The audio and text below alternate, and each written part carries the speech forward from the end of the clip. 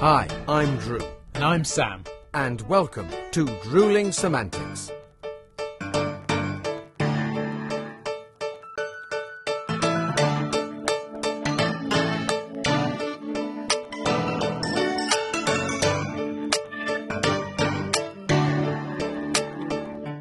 Hello everyone! Yes, no, if you are watching on YouTube, your eyes are not deceiving you. We are indeed back at my flat again for the second time this season. It's greedy, isn't it? But we decided that we wanted to close out season 10 as we are on our final sort of us episode of this season. In person, do it properly, do it together. Yeah. Talk about what we've been up to, talk about the season, talk about the new season that's coming, talk about the highlights episodes that we've got coming up, but do them together. And obviously, those eagle-eyed people on YouTube will have noticed in the background that already I am well prepared and a little bit into my beer. Well, are you going to join me? Well, in celebration of us being in the same room, the last us episode of this season 10, I am indeed going to join you, Sam. Cheers, mate. Lovely to have you There we here. are. Cheers, everyone watching and listening. Thank Back you. on here. Yeah, and actually should say, to those of you who are not watching on YouTube and are just listening to us right now, this is absolutely no different to a normal episode. It's different for us because we're here at my flat. But no, everything else is absolutely as is. And, I mean, what a season we've had, mate. Season 10, episode 13. It's normal for us at this point in the season to kind of go, let's look back over what we sort of talked about. Yeah. Let's prep for the new season. And it's safe to say that season 10 has been chock-a-block. I can't speak. Chock-a-block, that's the There you one. go. Full of entertaining guests in particular, but entertaining discussions, debates, funny stories. And actually, it was different to any other season we've done before because we had our usual 6 guests. I say usual, I don't mean that in a negative way. We had the usual number of guests. yes. They were absolutely not 6 usual. brand new guests. That's what 6 six brand new guests. as usual, fantastic guests. Each and every one of them superb, wonderful to have them on. But we went one further this season, or should I say 2 further, bear with me, because we did our question and answer episodes, which... Oh, that was a departure. was a little bit, yeah. We set out to do one episode where we got some previous guests to ask us a few questions. As it turned out, there were so many of them and so many of them wanted to be involved that we had to stretch across 2 episodes. But possibly one of my favourite moments or favourite themes that we've done. I think it was great because not only did they ask us questions, they sent in little videos as well, set up all day. They really challenged us, didn't they? Because we had some great questions, and we learned about each other. We did. There was a little bit. There were I elements, didn't know about you, and you didn't know about me. Also, what we thought about things, because there were some questions that came in. It was like, where on earth did that come from? That was left of field. So, and there were very serious questions. There are also some challenging questions. We had to think about things. We do occasionally think about things. But as you say, it was a cracking set of, pair of episodes. We really enjoyed that. And I think we should do that again, Sam. Do you know what? I am going to propose. Yes. I'm not going to propose. Where was I going with that? I don't know where you go, but I wish you'd carry on quickly. Well, yeah, quickly. I mean, I'm flattered, but I'm spoken for. But carry on. Yes, but that's not why I can't. What are we on about? My God, it's descended already. It's because. Should we let them into my secret? We recorded an episode and it fucking didn't work. It didn't work. So we're doing So we're doing it again. Yeah. Oh, no. I am going to I propose think what that. it was. It wasn't the fact it didn't work, to interrupt. It wasn't the fact it didn't work. It wasn't good enough for them. Exactly. It wasn't good enough for you. Editor, cut the other bit where I said it was... Oh shit, I am the editor. You are, yeah. Don't cut it out. Don't cut it out. This is live. Well, almost live. Yeah. What were you going to propose, Sam? Oh yeah, shit, I was going to propose. I'm going to propose that, Yes. not just propose that we do another guest question and answers episode in the near future. We're going to have to do a few more seasons and then get. Well, yeah, of course, yeah. We'll get lots more people on. But actually, because we did those this season. We've got the 6 guests from this season and a few guests from season 9 as well who didn't feature because it was so close together that we were filming. Yeah. And equally, we know there were lots of people who reached out and said, love to be involved, but I just haven't got time to send you anything right now, so we can go back to them as well. But I think it should be something that we come back to on on a irregular basis, if that's a correct phrasing, but now and then, just to mix things up a bit. I mean, I think a lot of what we do is irregular anyway, really, isn't it? But, I think there's not much else to say to that, really. Yeah. But yes, absolutely. Yeah. So we will do that. Now, today's episode, as mentioned, is sort of referring to what we've done previously, what else we've got coming up. But equally, it is a brand new week. It is a brand new day. You must have some news. That is your area of sort of expertise, or is your area that you kind of control and are in charge of when it comes to Drewling Samantics? I have had a little delve in the trade papers. I mean, I have a look at the Stage and the Stage Online, Variety, etc., etc. Yeah. Other trade papers are, of course, available. Yeah, but I'm not unless those ones sponsor us. In which case you'll eat one. Yeah, come back. Anyone we're going to talk about. There aren't so much because, I mean, we are about, and it cannot be ignored, or must have heard about it, that we are in an election year. I'm going to stop you there. We're not getting too political now, are we? Oh, no. We always stay, fairly neutral. We attempt to stay neutral. We look at both sides of things. But in our defence / just in reality, we only have one government currently. Yeah. We have only had that government for some time now. 14 years, mate. Has it been 14 years? Yeah. Do you know, that long? Yeah. 14 years ago, I was barely in my 20s. Shut up. Just carry on talking, Sam. Yeah, okay. But we can only really comment on what we know. Yeah. Yes. And I was in the industry before this government, but so fresh to the industry that perhaps I wasn't conscious of how much the government does have an effect on the industry and on what they are in control of and how it makes a difference. So this is the only one I've really known. And equally, a lot of people will know. I mean, particularly people that have graduated in the last 10 years, they won't have a clue. Yeah. So, yeah. No, I mean, I know what you're saying. It has been the government of the day for some time, and over certainly the past dozen years, their influence has been the only influence that can be happened. Yes. And as we're going into an election year, there have been a few comments and a few people haven't started campaigning yet, but they've certainly been making references to the fact that change could be afoot. I mean, there could be a new party, but there's certainly going to be a new government. And an interesting fact was made the other day by a wonderful artistic director, Declan Donnelly, who not to be confused with Declan Donnelly. No. So not your Saturday night takeaway and then your PJ and Duncan half of. No, this is Declan Donnelly is I don't think he would stand next to Ant for any reason, but. I mean, it's not to say it's a bad thing because Ant McFarlane, very talented man. However, Declan Donnelly founded Cheek by Jowl, an amazing and very forward-thinking director and producer and theatre company. And he made a very interesting point in the Stage this week that he said, and certainly with a few other comments in mind, I reference it. He said that acting that doesn't produce a profit or isn't necessarily for money should not be, and his word was, rubbish. And that's kind of that's a good thing to say, that art for art's sake. And however, we do this, everybody in this business, I say everybody in the business, but the majority of people in this business do it because we want to make money. It is our living. I've done this for a considerably long time. Shut up! I don't need to be reminded. But no, I left. When did you graduate? I left drama school in 1982. 1982. Yeah. How old were you?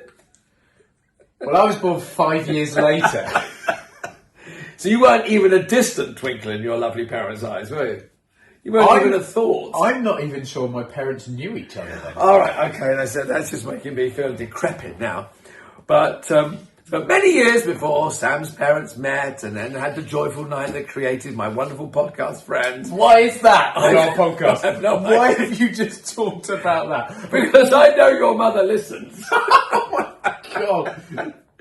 But no, I left in 1982, and all joking apart, it has been my chosen career since then.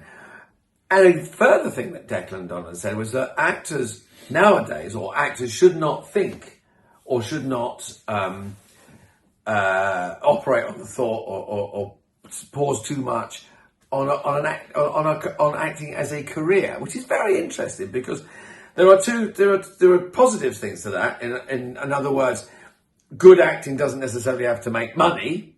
Well, maybe the government would agree with that and not give us as much money.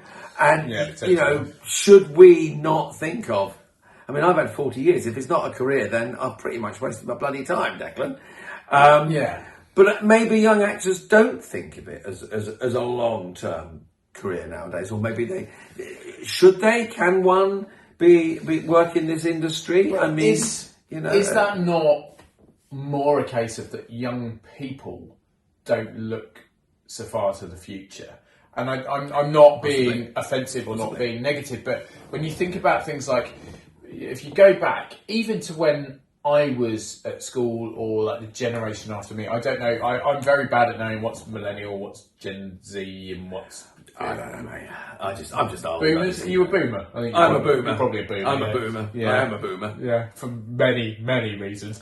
But beyond that, I wonder whether modern generations look at the people they hold to high esteem and the people they aspire to be as to having very short careers but making a lot of money quickly. So I was going to say, when I was at school and generation after me, I think even then, if they did like a survey and stuff, the average male child wanted to be a train driver. Yeah. Which sounds ridiculous, or perhaps going on a little bit further, wanted to be a footballer. Now it's influencer. I read an article recently. They want to be a YouTuber or an influencer.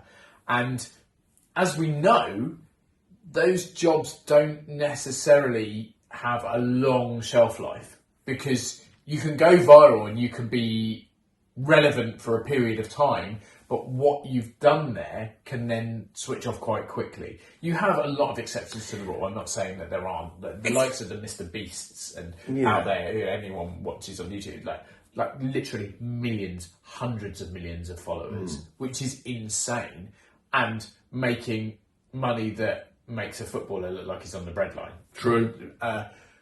Not begrudging them that they work hard. What they do, they've had to build that following. We've had to do the same. We've had to build a following. We started from nothing. As you can probably tell, when it comes to growing, Drew is no expert because he stopped that a long time ago. I'm well known for my height. Yeah, lack of.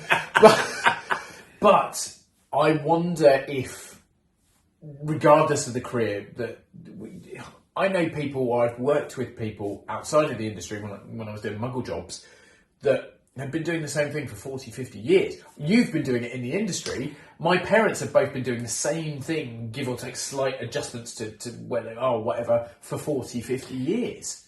The aim was for people my age because when I said to my parents, I said I want to be an actor. They go, they couldn't see, and my father was an engineer, loved his job and worked for many years, pretty much all his life as an engineer, loved it. And the aim is where you would start as a man and boy. You'd be, so for my parents, they didn't know much about the business, so they didn't see it as being a long-term career. Is that something you're going to be doing when you're coming up to retirement age? Yeah.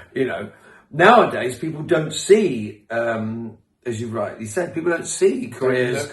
You do something for 10 years and go, I'm going to try something else now. Yeah. And I mean, this business gives you the opportunity to do that, step out and do other things, and come back in. Yeah. I mean, we've seen a lot of people through the unwelcome guest, and we hate to mention it again, but people did leave the business. Well, they kind of had to. They had to. Yeah. So necessity outweighed the choice to do something you love or something you're trained in, because and at no point are we knocking what had to happen. So, oh gosh, no.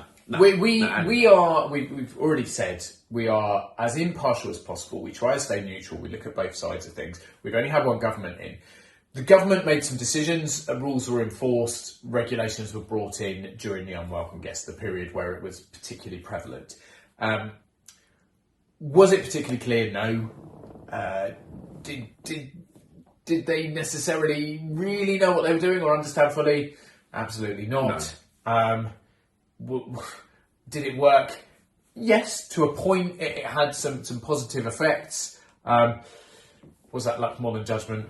Fucking probably. But essentially, we are not disagreeing with what had to happen. So we couldn't really work. No. I mean, we said before, at the time, you couldn't buy a microphone for love nor money because everyone went, shit, I'm stuck indoors, so all I can do is fucking voice everywhere. That's legit. So everyone did Very that. true, yeah. Not so much anymore. It's certainly died down. I mean, it's still a hugely competitive area of the industry. We both do quite a lot of voiceover work, and we're very lucky to keep active in that area. But certainly during lockdown, voiceover artists were... I don't know what... There was a pandemic of disease and a pandemic of bloody voiceover artists. But people, equally, a lot of people in the industry went, I literally cannot pay my bills because I cannot go into a performance area because it is not safe and it does not follow regulations, and equally people are not allowed to be in there. So I'm going to have to take on a job that does provide a salary and I am able to do while this is going on. And a lot of them didn't come back. No, it took a lot of people out of the business, didn't it? It did. Yeah. So that said, the business is constantly growing anyway. I mean, you mentioned on an episode, a few episodes back, so is it 90,000 now registered on Spotlight? Or something I think it's 90,000 and chasing, I think someone said the other day, just a little over 2,500, 3,000 jobs at any one time. Yeah. But that's as ever. I mean, I have to say, it's always been the case. It's always. I mean, there was that kind of ratio when I first started the business. In the dark ages. So it hasn't changed particularly. No. But I notice as well. You say that people leaving the business. I notice that people. I see people coming back into the business now that have left to have families, do other things. And I think that's great. I think, and this industry has always allowed people that has always been open to that. You can go away, do something else, raise a family, travel the world, do whatever it is, and then come back into the business at a later date. I mean, acting doesn't stop. Once you reach 30, you stop acting. We are human beings. We act and we present people, throughout the ages, obviously. But I also noticed that there are people coming. They've been in the business short time, leaving and going to do other things at quite a young age. I mentioned I had a friend, an acquaintance, who was in the big West End show, Wicked. Nice. I went to see him, and he's in his mid to late 20s at that time. He was great, fantastic. And we had a drink after the show, and I said, so, what's next? Yeah. And he said, I'm joining the police. I'm joining the CID, and I'm going to become a police officer. I'm training to become an inspector in the CID. What? I know that's quite the departure, isn't it? That is an enormous leap, and I have to say, he said, I've done everything I wanted to do. I've been in one of the most successful musicals in the West End, on Broadway, in the world. He said, I've played a part that I wanted to play, and he played it brilliantly. What part was it? Oh God, I can't remember the names of the bloody parts now. The male lead? No, he wasn't the male lead. He wasn't Piero. No. He was one. Was it? Is it Qued, Zed? I can't remember them. Yeah, exactly. Yeah, but he was brilliant, and it was a while ago that I saw it. Now, several years ago. Is he Bok? Bok. Thank you. There we go. Right. Yeah. Played Bok, and he was brilliant as Bok. Yeah. Thank you very much. Your music was much better than mine. Yeah, well. But he'd done. He'd been in this, and he said, "I'm young enough now to be able to change career and have a go at something I know nothing about." That does. It's interesting. He said that it does have a career. It does have a career path. I could be doing it in 30 years' time. Equally, he said, I could retire and come back into the acting profession if I wanted to. Well, yeah, I mean... So that was a very interesting... It is a job where there is no end date or is no sort of cut-off point, as you are proving to... I was about to say, thank God. But, I mean, all it does is it changes what you can aim for. Yeah. In the same way that now I can no longer look at perhaps male heroic roles because they tend to go to the late teens to mid-20s, fresh-faced, pretty, for want of a better word, male performers. And I am now... Please note, listeners and viewers, I'm not saying a word here. Carry on, Sam. I am obviously far more mature and I'm like a fine wine, is what I'm saying here. So the roles I'm now looking at... What, uncorked and vinegary? Out of your price range, I think it's probably more... Oh, touche. Well Yes. done, mate. Well done. I like that. But essentially, no matter your age, your background, your ability, what you look like, your physicality, anything like that, there is always a space within the acting world. Yeah. So, as you said, you can go, right, I'm going to go and do blah, blah, blah for a while. And one of those things that's weird to us, which is a regular income. Right. I mean, we work in a world where 1 week it's caviar and steak tartare, and then the next week it's beans on toast from Lidl, isn't it? So other supermarkets are available unless Lidl sponsor us. But so it is a flexible business, but on the flip side, it's the most competitive business. Yeah.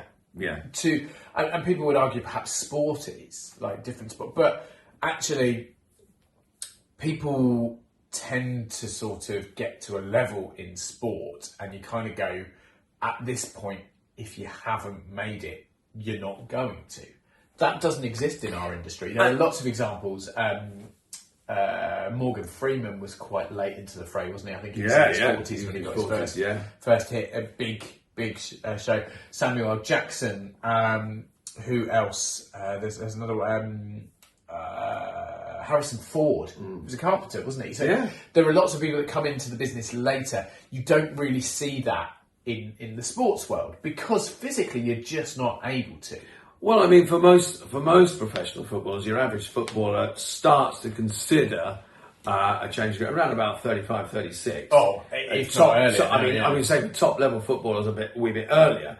But I mean, you get to 35, 36, and that's it. I'm never gonna.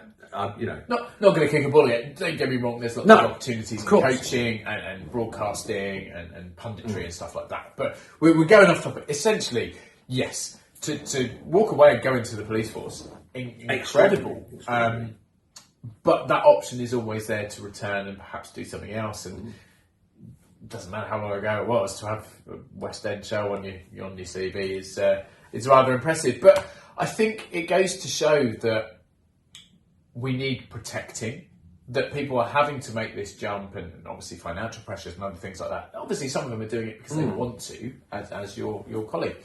But I think there are those that are forced to take on stuff. And yes, at the end of the day, everyone wants to do a job they love.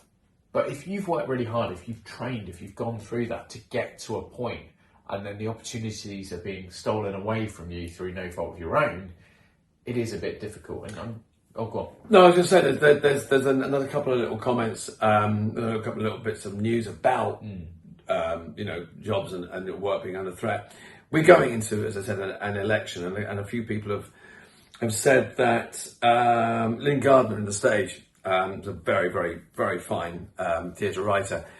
She made the point of, look, we're entering, campaigning now, and it's already gently starting. That when the political parties start to campaign, they will obviously at some point be lobbying and talking about the arts and what they are going to be doing for the arts, whoever they are, if they get into power.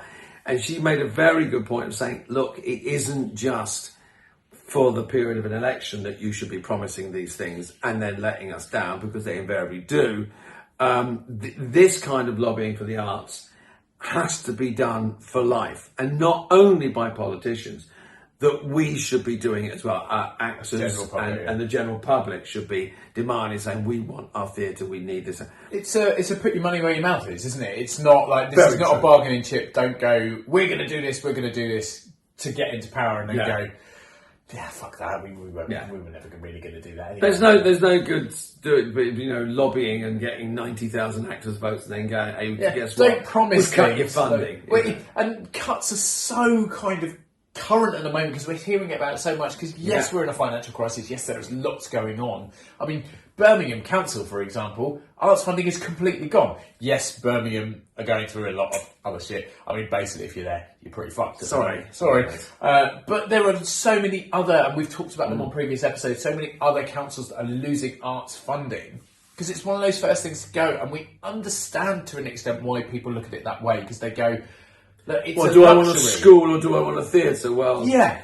You know. But as we said all the way through the Unwelcome Guest, what would we have done through lockdown without that's very true. TV, film, radio, music, anything like that, books? It's all creative arts. Take away that funding and something happens, what do we do in that You scenario? make a very good point, because there's a group of West End actors, I think it was Beverly Knight and Sheridan Smith amongst them, was saying that we must protect our London theatres, but we must also protect our out of London theatres and our local theatres, our regionals. Because, I mean, you and I have done a lot of touring, and without those theatres, we wouldn't have had those jobs that were touring to them. I'm on tour at the moment. You are on tour? Exactly that. Exactly. Found the time to come and sit here for a bit, but yes, I'm out on tour at the moment. Yeah, the Doris Day story. Que sera, sera. Go see it. Yes. Sorry, carry on. You're not. I'm not playing Doris Day. Oh, no, fine, Drew. yeah. I'm not playing Doris Day. You're well aware. No, I just know that you're very, I very certainly haven't done in versatile. the first couple of shows that we've done. I mean, as understudying goes, it's not a role I'd necessarily choose. Fair But enough. sorry, I've taken a very serious and important point and turned it into something. No, I'm saying, but you're on tour, you're going to if Arts Council funding is not, or any funding, not just the Arts Council, but arts funding per se, is not taken care of, if those outer London theatres and our regional theatres are not taken care of, and there, I mean, people refer to, they call levelling up. If that doesn't happen, and local authorities aren't helped, they're going to lose their local theatres. They're going to lose their But not only that, is there's a knock-on effect that if the Arts Council, or I keep saying Arts Council, the arts funding is cut, that will mean that there will be no for a particular area. So we have this lovely little town. We'll call this lovely New Theatre Town. New Theatre Town. Our imagined I know town. it well. It has its arts funding cut. So in New Theatre Town, its theatre has to either close or cut down its productions to a minimum. But it also means that youth theatre projects would go. Yeah. Any companies in that town that lose, in New Theatre Town, they will lose their funding. They will shut. Actors out of work. The administration staff that work there out of work. Technical staff out of work. Schools do not get their schools productions. Yeah. So it has a knock-on effect. Enormous. Theatres are open. A lot of regional theatres now that they have little restaurants and coffee shops where you can drop in, have a conversation. That income keeps the theatre going. It pays for their staff, etc. But it becomes a local hub. For provides jobs. Exactly. That would go. So there was a lot of talk during the Unwelcome Guest that you mentioned about theatre being viable. Now, theatre and the gross product, I can't remember what the term is now. Financially, the money that we pump back into the economy is almost, our industry is almost back at pre-COVID level. Is it really? Wow. Almost. But it will only remain there. We can only be profitable if the funding is there for us to produce, for associated industries to produce the product to sell. I think it's very important that we keep on supporting our industry because we work in it, but also for the general public and young actors coming into the business, people who just want to go to a youth theatre project at night to give kids something to do instead of hanging around on the streets. I mean, I don't mean to sound old man about it, but there's going to be a lot of kids out there that would lose opportunities. Just to do something better than doing nothing. So and we've talked about it a lot this season, and in fact a lot in every season. We just need the support. We just need people to keep going, and that is on all levels. And we're having that right now by the fact you amazing people are listening to us, watching us. Thank you so You much. subscribe, you tune in each week, you comment, you respond, and we've had a lot of that this season. We've had some amazing interactions this season, so thank you so much, all of you. Please keep doing it. We are coming back. We have a brand new season coming up, so this is episode 13. It's our final episode that's just us sort of having a natter of season 10. Next week, best of guests episode. So excited for that, because I mean, we've had some incredible guests this season. We have incredible guests every season. We're very lucky that we know and work with people and equally meet people through the industry who are kind enough to give out their time, come and chat to us and tell us all about what they do. But I mean, this season's out Alan Turner Ward, the amazing DJ and producer. Who else have we had? Tony Hopia, producer, director, editor. Matt Traylor, teacher of theatre in the UK and in Asia. Then we had Tyler Marlowe. Tyler, colleague of mine, did panto with him. Fantastic Dane, but equally he's a brilliant entertainment manager at a holiday park. Huge part of the industry that never gets talked about. Never gets talked about. Then we spoke to Paola Ferreri, who is incredible triple threat performer and does it in like 4 different languages. And then last week's guest, the brilliant Leo Abad, who is about 4 years old, I think. He's barely out of nappies, but is smashing the theatre world, national tour, West End Credit, pantomime.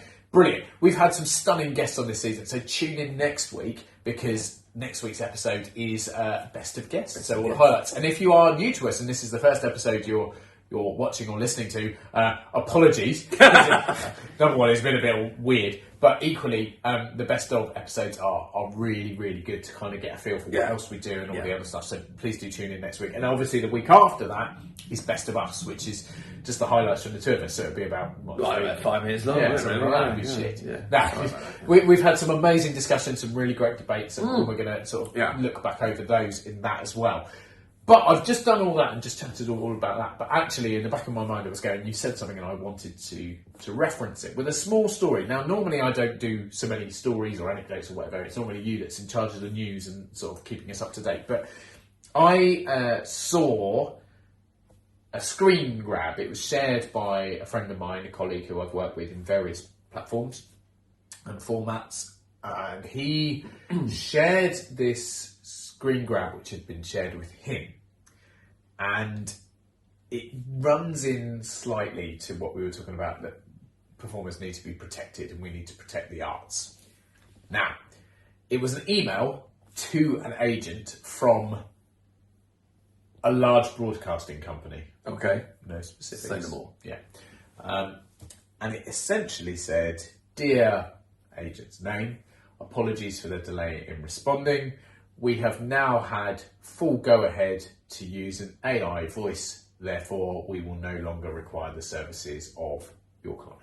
Whoa. So what we're saying there essentially is that what we can gather from that is that someone had auditioned for a role, someone had been shortlisted for a role, potentially penciled for a role, was almost ready and waiting to perform said role, and then was replaced by a robot or by technology. We need to protect our performers, because don't get me wrong, AI is phenomenal what it can do. It's brilliant. It's stunning. And for example, you've mentioned to me before, or asked me before, about line learning apps. Oh yeah, and things. yeah. We had a discussion about those. I use something called Line Learner. If you want to sponsor us, please do, because I will sing your praises. I've used Line Learner as well. Yeah. Line Learner is fantastic. You can record multiple parts, and then you can change the speed of the voice and the pitch of the voice, so then you can sort of talk back to it, and it's a great way of learning lines. But we do self-tapes now a lot. Self-tape, a recorded version of an audition, essentially, which saves a production company having to hire an audition venue and having to find time to fit people in and take time out, etc., etc. It's a shortcut. It became a lot more common during lockdown for obvious reasons, but now people are adopting it a lot more because it saves money and it's more efficient in a lot of ways. We still prefer to be in the room, 100%. 100% still better be in the room. But it is a useful tool. I've recently discovered a couple of online things and apps where you can type in some script, choose a gender, choose an age, choose an accent, and it will create a voice. So if you are doing a self-tape and you need someone to read in opposite you and you haven't got someone available, it will create it for you. So you can cast, create, direct your own self-tape actor. Yeah, exactly that. Wow. Unbelievable. That's great technology. But I know, But no matter how clever it is, and across every industry, AI is having an effect. And equally, it's been like it for years. Like things like robots coming in to replace you. And I'm not saying it's a good thing, but there are certain areas where it makes sense, where it's more efficient. Building cars in factories, like a robot will create the same shape, same thickness, same whatever every time. It's on repeat. It's not trying to be a creative. It's being efficient and making something on repeat that is the same every time, which is a safety thing. If it's the same every time, you need it. Produce thousands of things exactly the same. But a robot cannot show emotion or empathy or any of those things that are required to create a proper performance. Well, that's interesting, because I was listening, driving back from a late night gig, listening to a conversation on the radio, and someone was saying exactly that they were interviewing an actor and saying, how threatened are actors by AI? And the guy said exactly the same. He said, it's wonderful technology, don't get me wrong. You know, an awful lot of games, you know, if I know you're a keen gamer, a lot of games are made now with actors in motion capture suits. So you're in a suit with lots of bubbles over, as Andy Serkis created Gollum in. And actually, we spoke to. Do you remember we had Hannah on? Hannah Bagh. We had Hannah Bagh. She's a stunningly talented action actress, but equally does a lot of motion capture stuff. Yeah, brilliant. That's great, because that is another job that a person is able to do. But you take that, the person creates the character, the creature, then they go home. They take the suit off. They go home. Then you have about 8 guys, 10 guys, whoever, you know, sitting around who turn that. Then they add the voice, they add the background, they add the physical look of this character. So they're all sitting there. Now that's great, and that's brilliant, and there are some amazing games out there. I don't play them, but I look at them and go, that is incredible. Oh, yeah. But and the actor was saying, what can't happen is the actors they can only move around in that suit. They can't really think. They can give it some form of emotion. If you're Andy Serkis, you can create something incredible, unbelievable, which he did on Lord of the Rings. But if you ask someone like, oh, we'd like that different, we'd like that changed, they've all got to sit there and put it into the computer and work with the AI and work with the apps and whatever, the programs and the algorithms. But if you're on set at any one time, a director could change his mind about something. The actor could have an idea. The DOP, the director of photography, goes, I've got a marvellous idea. We can change this shot. I'll change a lens, which then changes the lighting. And that and all happen in one instance. And you do another take, and that's it. That's better. And if you want that to happen, you've got to get 8 or 10 people to sit around with some very expensive equipment. In the AI side. In the AI side, in a studio. You're not getting that spontaneity. You're not getting, creativity. Sam and I, we could sit here and have this conversation 100 times. It would be different every time. Same with the performance on the stage, Exactly. or same with the take in a film. Yeah. So essentially what we're saying is use it where it makes sense to. Save money when you're doing it for good reason. Save time when you're doing it for good reason, but do not sacrifice quality or the depth behind it. I think what it is, because it can only put out what we put in. Yeah, it's recreating, not creating. Very well phrased. You're never going to. Fingers crossed. Yeah, for a long time in the future, we may well be. The AI may well get to the stage where it's creating, but at the moment, we're the creatives. We are. We and we want it to stay that way, because then we can have a conversation. We can do a podcast because Drewling Samantics and all these wonderful viewers and listeners can join us. Exactly that. So, and what a good place to stop. Yeah, I think so.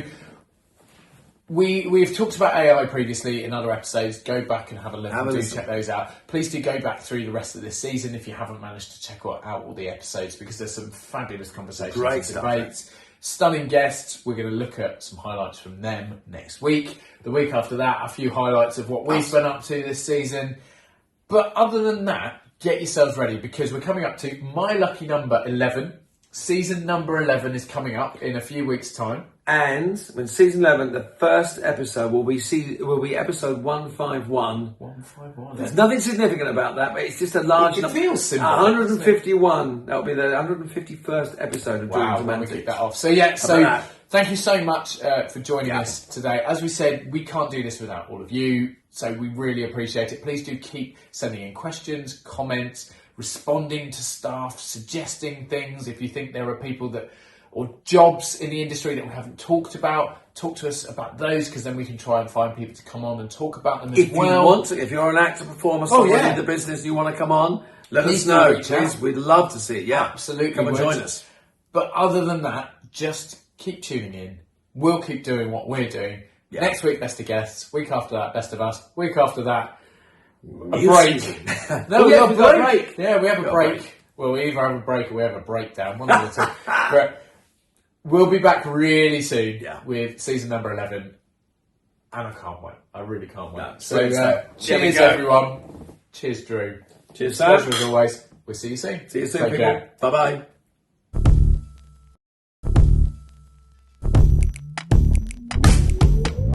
Thanks again for watching this episode of Drewling Samantics. Please make sure you subscribe to our channel and turn on notifications so you never miss a new video. Don't forget, we're also available as audio only. Just search Drewling Samantics in any good podcast app. And please support us on social media. All our links and handles are on screen now. We love welcoming new followers and subscribers, so why not share with your family and friends so they can join in too? Thanks very much. See you next time.